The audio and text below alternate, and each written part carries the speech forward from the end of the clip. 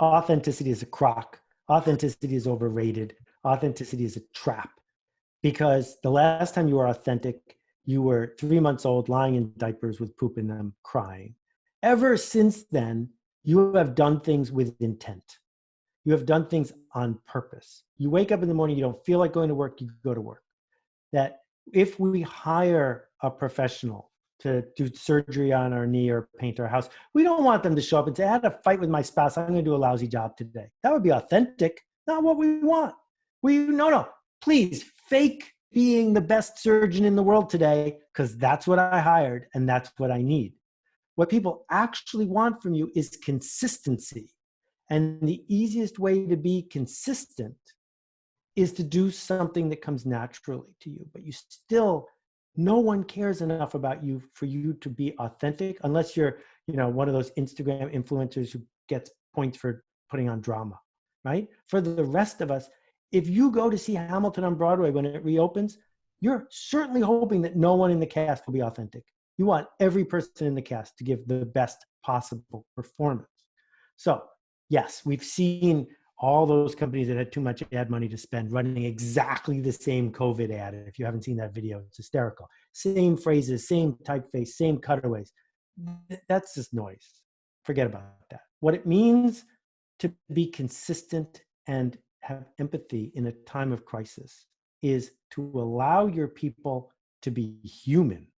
And human doesn't mean that they are authentically sharing whatever's on their mind. It means that they are willing to be generous enough to see people. So my example, I am no fan of Verizon. I think Verizon is one of the worst companies in America. And no one uses them because they want to. You use them because you have to. And I had to fix internet for somebody. And I dreaded the fact that after doing all my stuff, because I know a little bit about this, I couldn't do it. So I call the number, dreading the whole thing. And I get in the phone tree and someone answers the phone. And it's Sunday night at 5 o'clock. And I'm like ready for the hour of them abusing me and pretending. And the person on the other end says, let's just talk this through. And for the next 9 minutes, he acted like a person and he engaged with me like I was a person. And in 9 minutes, we solved the problem. And the beauty of this is that it took less time than it would have taken if he had to act like a cog in a system. And I think what happened in that setting is he realized two things. One, his boss was too busy to monitor every call. And two, why the hell not show up like a human? That, you can call that authenticity if you want. What I heard there was humanity, was a person acting like a person. And so it can be more efficient, it can be more profitable, but what we're asking for when we are feeling disrupted is simply to be seen. And a slogan doesn't make a scene, and soft music doesn't make a scene feel seen. What makes us feel seen is that someone extended themselves. So if you have an organization, it feels to me like the opportunity is to say to your people, we stand for something. We have a commitment. We have to be consistent.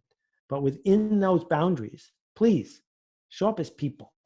Because now more than ever, the industrial setting is not what people want. They don't want an industrial solution to an industrial problem. They want to be seen and heard.